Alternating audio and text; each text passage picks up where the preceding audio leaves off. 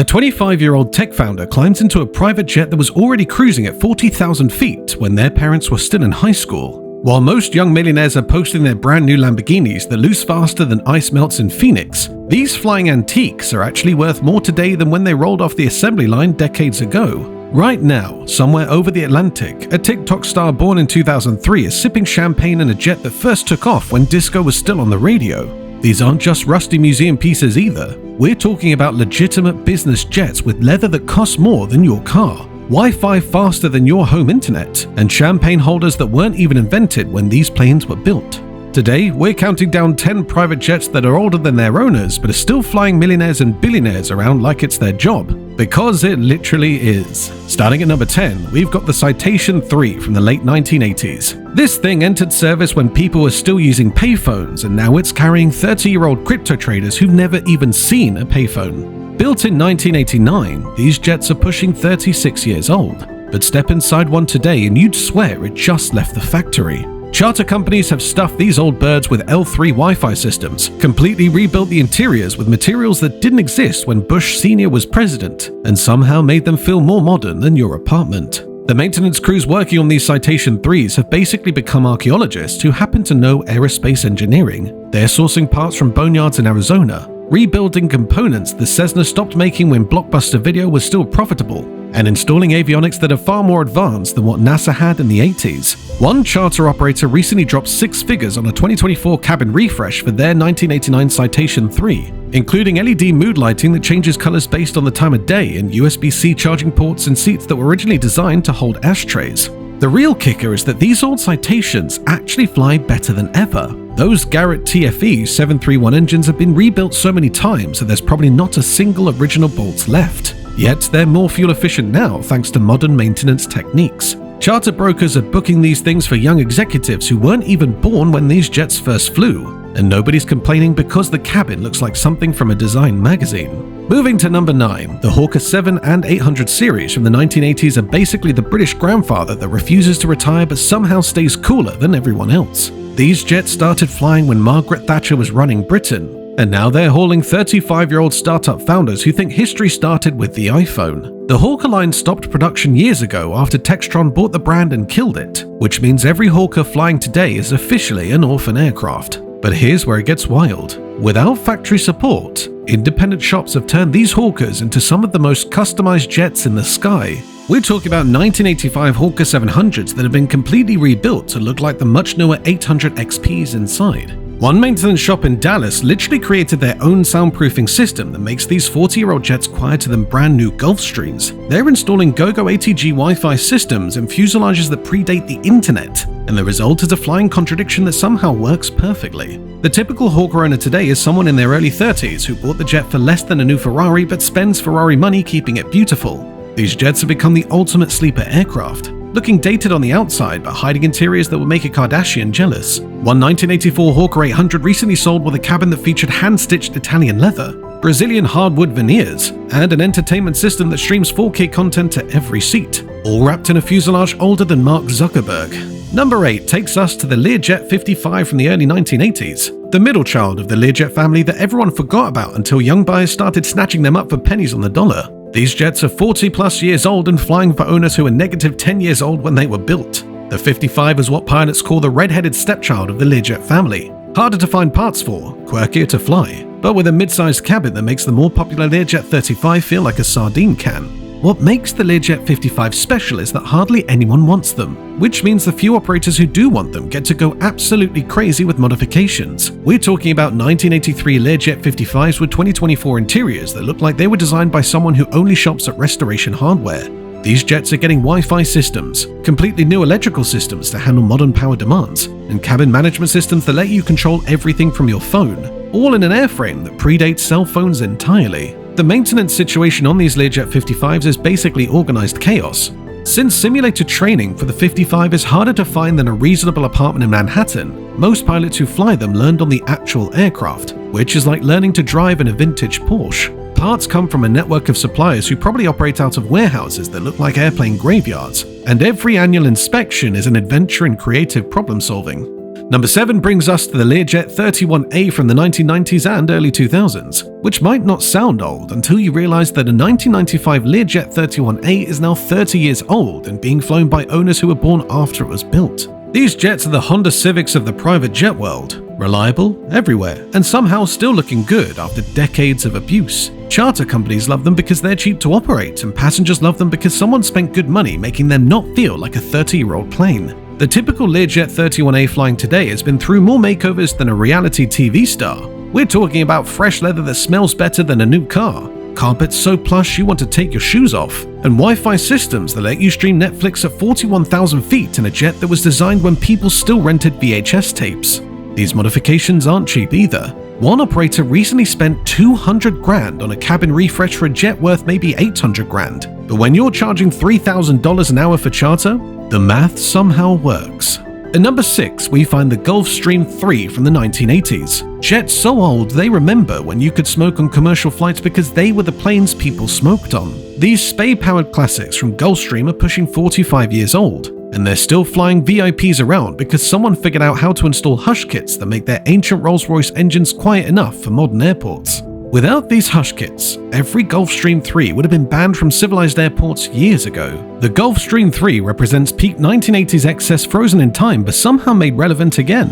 These jets originally flew rock stars and oil executives when cocaine was practically a food group for the wealthy. Now they're flying 30-something tech bros who made their fortune selling NFTs, and the cabins have been so thoroughly modernized you'd never know the airplane is older than the internet. We're talking about LED lighting systems that can simulate sunset at 45,000 feet, veneered bulkheads that cost more than most people's cars, and seats that have been reupholstered so many times they're basically philosophical questions about identity. The maintenance challenges on the Gulfstream III are absolutely bonkers. Those Rolls-Royce Spey engines are the aeronautical equivalent of keeping a woolly mammoth as a pet. Parts are so rare the mechanics have networks of suppliers that operate like a black market for airplane components. One maintenance shop in Florida has a guy whose entire job is finding Spey engine parts, and he's basically the Indiana Jones of aviation maintenance, traveling to boneyards and defunct airlines looking for anything that might keep these dinosaurs flying. Number 5 is where things get properly insane with the Gulfstream G4 SP from the 1990s. These jets are only 30 years old, which in private jet years is basically middle-aged, but they're being flown by owners who were in elementary school when these planes were certified. The G4 SP is the perfect example of how a good design never really gets old. Just needs a fresh coat of paint and some new toys inside. Companies like JetEdge and Clay Lacy are operating 1996 Gulfstream G4 SPs that have been so thoroughly modernized you think they were built last year.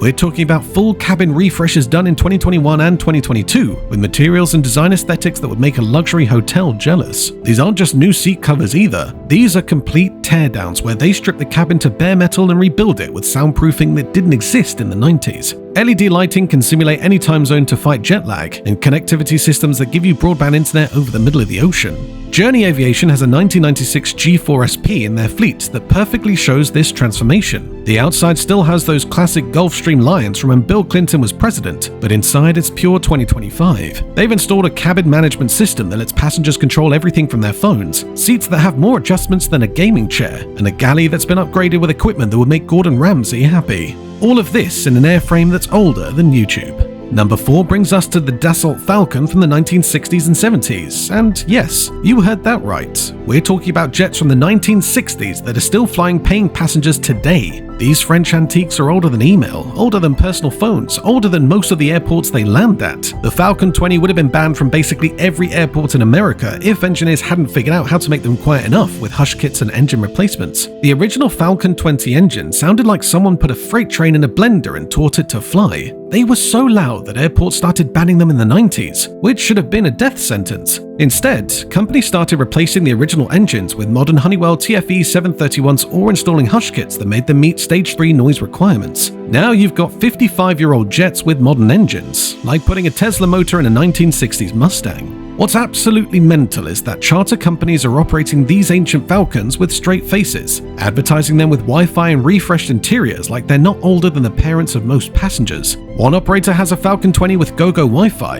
a 2020 paint job, and an interior that looks like it was designed by someone who only flies on NetJets. The cabin is 24 feet long, which was massive for the 1960s, and with modern materials and design, it feels bigger than many newer jets. These Falcon 20s are basically the aviation equivalent of those restored classic cars that somehow have Apple CarPlay. Number 3 is the Dassault Falcon 50 from the early 1980s through 1993. 3-engine jets that are older than most of their pilots and definitely older than their owners. The Falcon 50 is what happens when French engineers decide that 2 engines aren't enough and that weight is just a number. These tri-engines are pushing 40 years old and still flying because they can do things newer, more efficient jets simply cannot. Duncan Aviation just finished a Falcon 50 project that shows exactly how far you can push a 40-year-old plane. They took a jet in the early 80s and installed Collins ProLine 21 avionics, which is like putting a SpaceX flight computer in a Wright Flyer. They added fan CP-DLC capability for oceanic crossing, completely rebuilt the interior with materials that weren't invented when the jet was new, and painted it in a scheme that makes it look like it just rolled out of Dassault yesterday. The total bill was probably more than buying 3 newer jets, but when you want a 3-engine jet that can land on short runways and cross oceans, your options are limited. Charter brokers are listing specific Falcon 50s like N200SG, which got its airworthiness certificate in July 1993, making it 32 years old. This particular jet got a full interior and exterior refurbishment in 2019, updated its Part 135 certification in 2023, and now flies charter clients who probably assume they're in something much newer. The cabin has Bluetooth audio, modern cabin management systems, and LED lighting that can simulate different times of day. It's basically a time machine that only goes forwards, well, at least on the inside. Number 2 brings us to the most successful business jet mutation in history, the Learjet 35A from the 1970s. These jets are pushing 50 years old, literally half a century, and they're still some of the most popular charter aircraft flying today. The 35A is what happens when you design something so fundamentally right that 5 decades of technological advancement can't make it obsolete. The modernization of these ancient Learjets is something to behold. In 2024, Garmin got the approval for their G700 TXI glass panel retrofit for the Learjet 35 and 36 family. We're talking about a cockpit designed when NASA was still using slide rules and replacing it with displays that have more computing power than the entire Apollo program. These aren't just simple screen swaps either. The installation requires rewiring half the plane, cutting new instrument panels, and basically teaching a 50-year-old dog not just new tricks, but an entirely new language.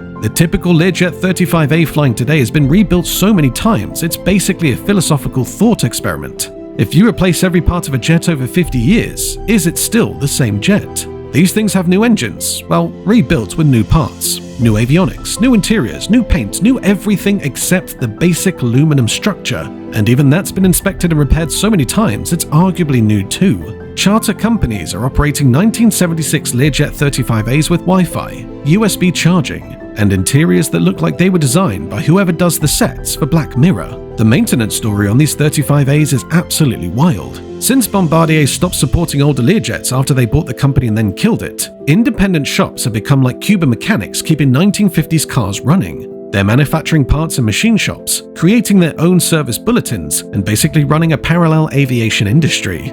One shop in Wichita has a guy who's been working on Learjet 35 since they were new, which means he's been turning wrenches on the same airplanes for longer than most people have been alive. And now, the number 1 spot, the absolute king of old jets with young owners, the Cessna Citation 501 from the mid-1970s. In 2023, the YouTube channel JR Aviation documented 2 guys, ages 23 and 27, buying a Citation 501 with cash and flying it 1,800 miles home to Phoenix. This jet is from the mid-1970s, making it roughly 50 years old, literally twice as old as its owners. And they're not just flying it, they're upgrading it like it's a classic car that happens to fly. The Citation 501, also known as the Citation 1SP, is what happened when Cessna decided to build a jet for people who thought jets were too complicated. These things are so simple that the type rating course is basically a long weekend, and the operating costs are lower than what some people spend on their truck payments. But simple doesn't mean cheap when it comes to modernization. The JR Aviation guys have been documenting their upgrades, including new avionics, completely refreshed interior with leather that costs more per square foot than most people's rent, LED lighting throughout, and yes, Wi-Fi in a jet designed when the internet was still a military experiment. What makes the Citation 501 special is that it represents the perfect storm of vintage aviation. It's old enough to be historic, simple enough to be maintainable, cheap enough that young entrepreneurs can buy them, but still capable enough to be useful. These jet engines cruise at 350 knots, fly up to 41,000 feet, and with modern avionics, they're as capable as jets built 30 years later. The early Citations have become the vintage Porsche 911s of aviation, owned by people who could afford newer but chose older because it's cooler. The maintenance ecosystems for these old Citations is fascinating, since they built thousands of them and they're mechanically simple, parts are everywhere. You can literally order most components online like you're shopping on Amazon. The engines, Pratt & Whitney JT15Ds, are so common that pretty much every maintenance shop knows how to work on them. It's created this weird situation where a 50-year-old jet is easier to maintain than something built 15 years ago. These 10 jets proved something profound about aviation and maybe about life. In an industry obsessed with the latest technology, where airplanes dump planes after 20 years like they're expired milk, these vintage jets keep flying because someone cares enough to keep them alive. They're not museum pieces or nostalgic toys, they're working aircraft, earning their keep, carrying passengers who weren't even conceived when these planes first flew, and doing it all with the style that most modern jets can't match.